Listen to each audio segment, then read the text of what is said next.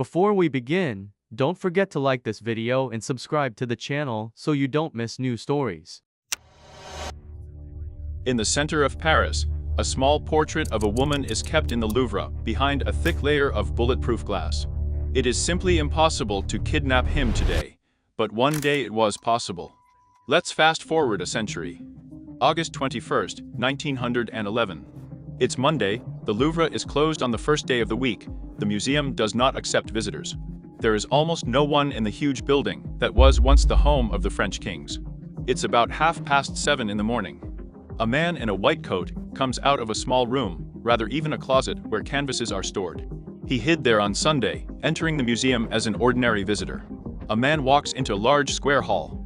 There are only masterpieces on the walls, works by Titian, Raphael, Veronese. A man approaches a small portrait of a woman, removes the protective glass, takes the picture out of the frame, wraps it in a white cloth, and goes to one of the exits from the building. The theft of the most famous work of art of our time happened quite casually, but no one could predict the consequences. This story is not only about long-term searches, famous suspects, and doubts about the authenticity of the painting, but also about how the abduction made Leonardo da Vinci's Mona Lisa the main masterpiece of world art. Okay, let's briefly go back a couple of years ago to the wonderful times without septic tank masks and quarantines. In the year 2019, 30,000 people came every day to see the Mona Lisa. Well, rather than look, but take a picture or take a selfie, but not the point. Each of these people knew for sure this is the most famous painting on the planet. He saw copies of it on t-shirts, bags, phone cases, and even toilet paper. Forgive us, Leonardo. I bet most of the visitors didn't understand at all what the reason for the hype was, why the Mona Lisa was a masterpiece. What to hide, I figured out myself, only in the process of working on the video. Before returning to the robbery, let's try to understand what Gioconda means for art. I promise it will be short. There were many great artists before Leonardo da Vinci. In Icchio, Bellini are all famous predecessors. They were able to masterfully write people, but in their paintings, the characters always looked frozen and inanimate. Da Vinci solved this problem. He discovered the technique with fumat. Leonardo has studied well how the human eye works. In his paintings, the lines are slightly blurred, and the colors smoothly transition from one to another. This is especially noticeable in the corners of the Mona Lisa's eyes and mouth. There, the image blurs a little and goes into shadow. This is what gives the Gioconda that very vividness and mystery. This is not the only advantage of the picture. You can discuss every detail of the landscape, the poses of clothes for a long time, argue about who is depicted in the portrait. But this is a topic for a separate video. Something else is important. Towards the end of his life, Leonardo da Vinci moved to France. He took this painting with him. Later, it was bought by the French king. Then, the revolution of the Bastille guillotine. The Louvre Republic becomes a museum, and the Mona Lisa takes pride of place there.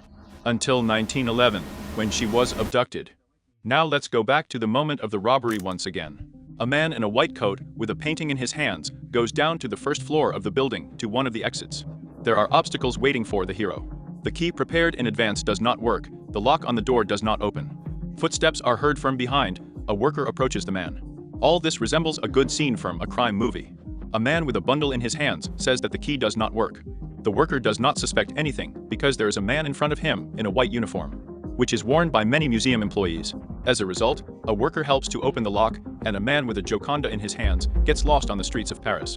About an hour after that, Monsieur Piquet, the caretaker of the museum, passing by, sees the Mona Lisa missing on the wall. Does he start calling the police, calling security, and loving the alarm? No. The canvases were often taken away by the museum's photographers to take pictures. This is the first thing the caretaker thinks about. The next day, visitors to the museum, seeing an empty place, begin to ask questions. The guards go to the photographer. He says he didn't touch the painting. There is still no panic. If the picture is not with the photographers, then it was taken away for cleaning. When it turns out that this was not the reason, the guards inform the authorities. At this point, it becomes obvious the Mona Lisa has been kidnapped. Let's slow down for a second. Many probably had several questions. How could one person easily remove a picture from the wall? Where is the security system? And that's it. Let me remind you, this is 1911th year, and there is nothing like an alarm system. The picture itself was shot quite simply. The museum authorities later justified this by fire safety, so that it was possible to quickly collect canvases of an emergency situation. One more question. Why didn't the thief simply cut off the canvas and roll it into a tube? It would have been easier and wouldn't have aroused suspicion. The fact is that the Mona Lisa is not made on canvas, but on a wooden panel, a common practice of Renaissance artists. Fortunately for the kidnapper, it was not very large and heavy, about 80 centimeters in length and weighing about 8 kilograms. So the Mona Lisa has been kidnapped. More than a day after the robbery, the Paris police begin searching. At that very moment, the real glory of Gioconda begins.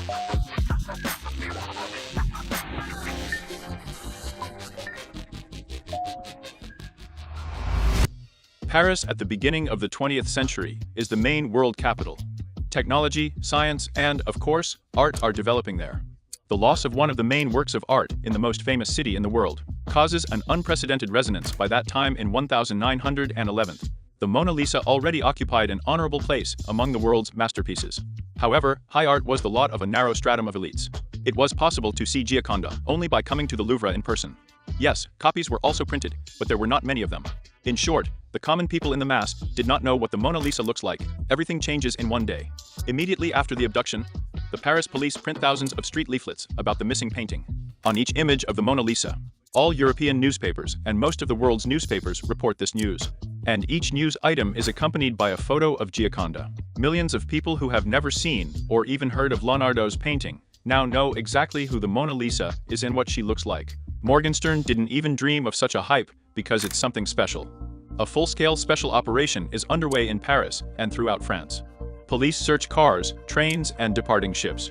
On the streets, every passerby who carries something in his hands is checked. Among the suspects, including the young artist Pablo Picasso. He finds several small sculptures that were previously stolen from the Louvre. In the process, the police find out that Picasso bought them from his friend the poet Apollinaire, who in turn stole the works from the museum.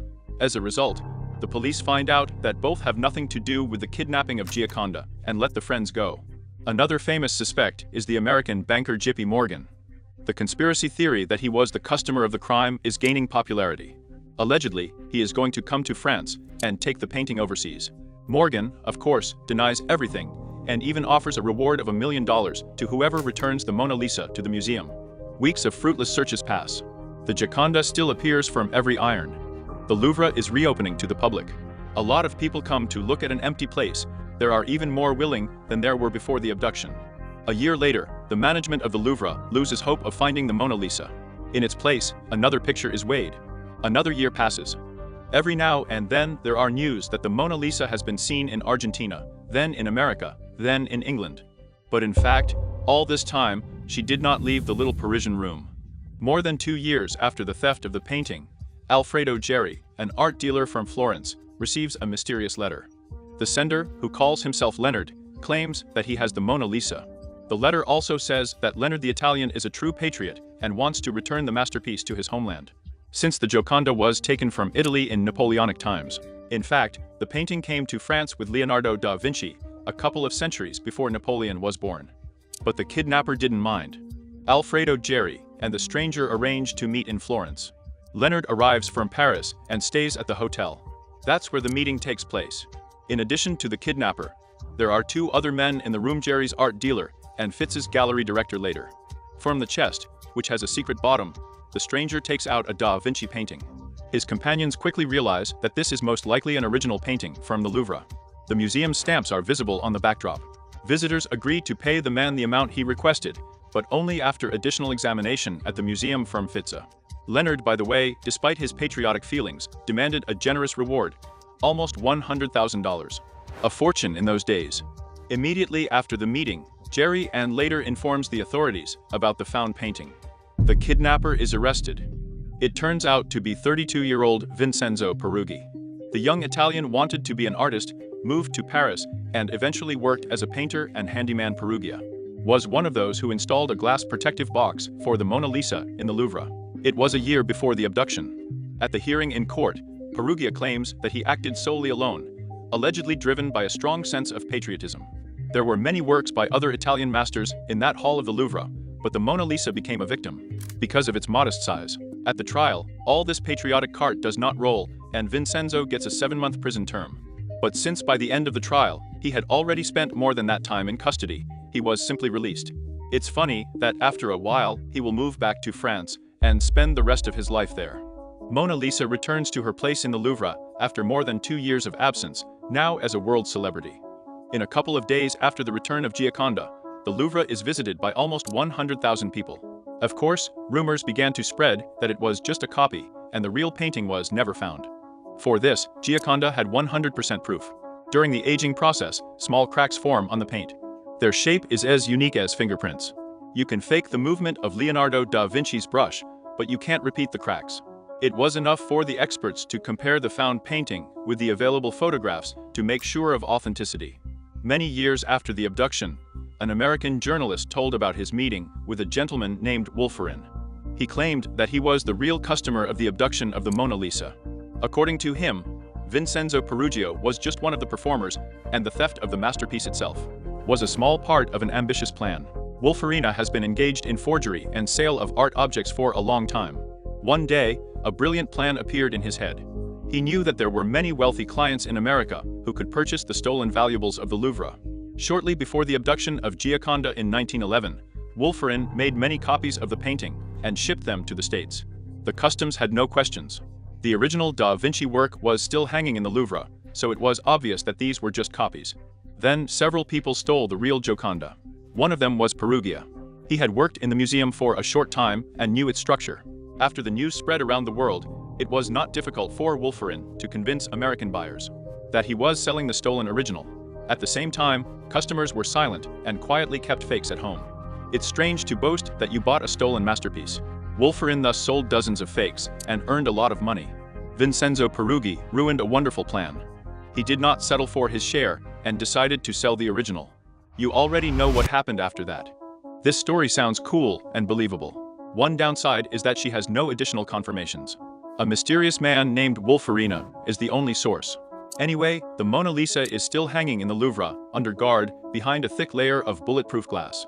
Crowds of people will return as soon as this whole epic with the virus is over. Of course, the statement that the Gioconda became the most famous painting in the world only thanks to the abduction is a strong exaggeration. Avant-garde artists of the 20th century also played a role.